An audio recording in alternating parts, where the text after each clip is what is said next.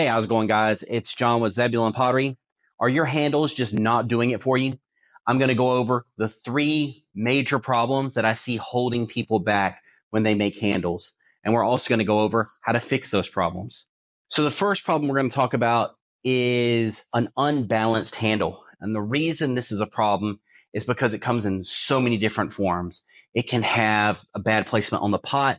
The handle itself is too thick, too thin. It's an unappealing shape. And the reason this is such a hard thing to overcome is because it can feel really subjective. Now, in my opinion, it's not.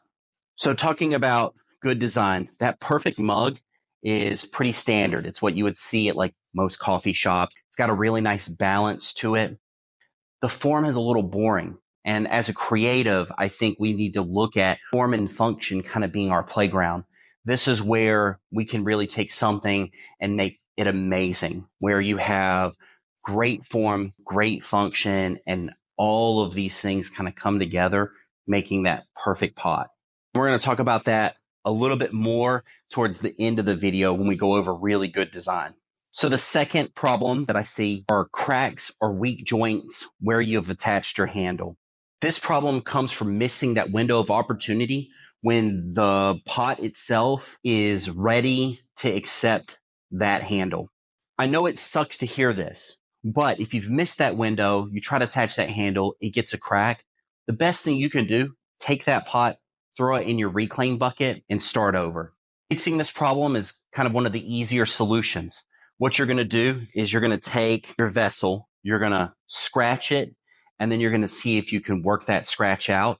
If you can, you know that that pot is at that perfect leather hard stage. You want it to be something that you can hold without it deforming, but you still want the clay to be at a workable stage.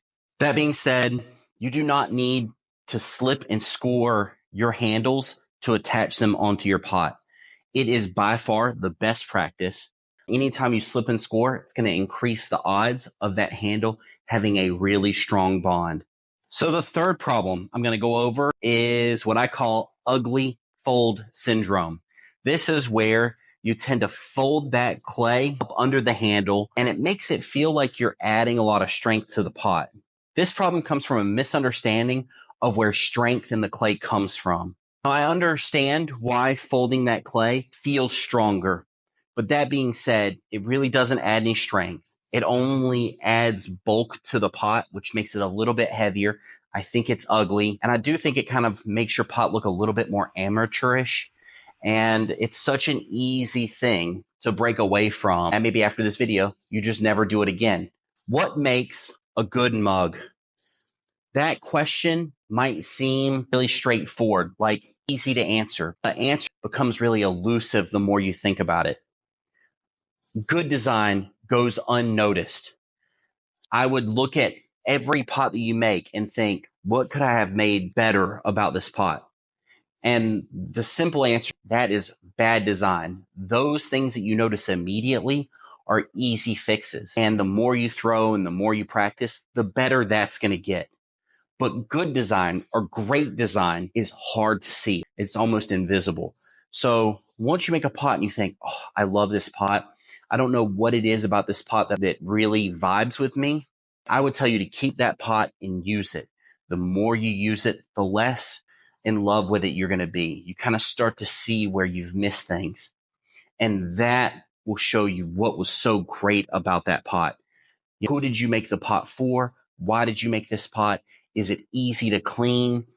Basically, any question you can ask is going to help you influence making better pots, as long as it's, does this form fit the function? So I want to talk a little bit about how I pick my handles or how I design my handles.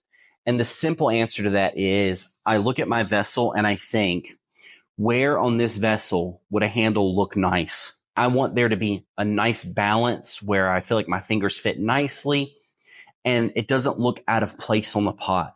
Once you kind of start looking at the silhouette of your pot, that's where things get a little bit easier as far as designing the handle.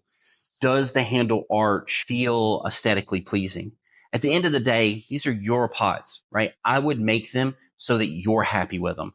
I wouldn't let other people's outside influence change how you think about your handle, because you're always going to find somebody who likes your style. But that doesn't mean you shouldn't be critical. You shouldn't look at your pot and say, what could I have done better?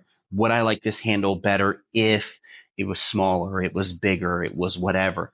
You know, those moments where you take the time to kind of look at the pot and kind of study it is where you're going to go from a good potter to a great potter.